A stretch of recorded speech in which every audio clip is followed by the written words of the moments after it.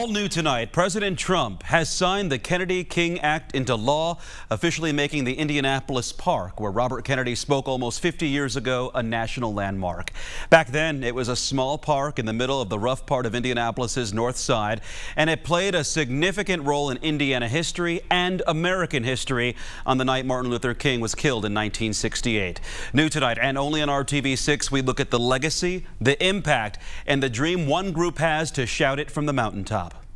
I have some very sad news for all of you. On the night Dr. Martin Luther King was killed, Senator Bobby Kennedy had just landed in Indiana to give a presidential campaign speech at a small Indianapolis park at 17th and Broadway, where a large crowd had gathered. But instead, Martin Luther King was shot and was killed tonight in Memphis. He discarded his prepared remarks and spoke right from his heart, and spoke in a way that just connected with folks. That happened right here in Indianapolis. Martin Luther King dedicated his life to love and to justice between fellow human beings.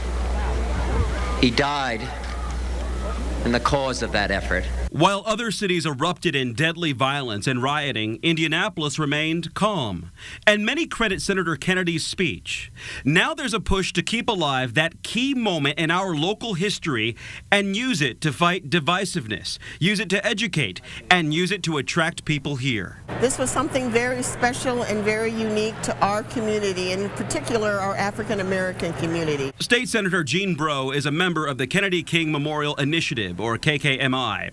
The nonprofit is leading the momentum locally and on Capitol Hill to enhance MLK Park with historical markers and artwork like this new steel and concrete panel with an excerpt from Kennedy's speech, and raising money to renovate and expand the park's visitor center. It is a moment in time that we want to continue to let live through us, to know our history, is to know where we are and where we need to go. State Representative Greg Porter is among the lawmakers here and in D.C. who have spearheaded an effort to push a bill through Congress to designate the park as a national commemorative site. We want people to take pride in their neighborhood, pride in their city, and pride in that 17th and Broadway Park. And if KKMI gets its way, Kennedy's speech could play a more prominent role in your children's history lessons in schools. So we want this moment, which is very unique to Indiana, and it has relevance now. It has impact now because it's still that moment in history, and the meaning behind it all really has some lessons for today as well. Amy Distello runs Kennedy King Initiative and says she's got a task force working on getting this historical event included in Indiana standards for history and change school curricula. Part of the education effort includes this month-long pop-up exhibit at the Indianapolis International Airport featuring historic snapshots and excerpts from RFK's speech that night.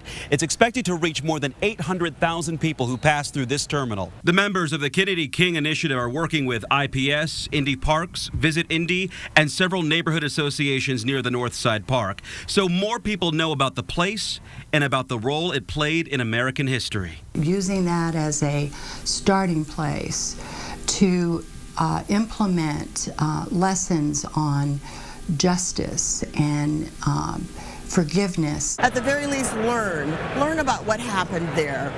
Learn about the value of positive words and the value of sharing love.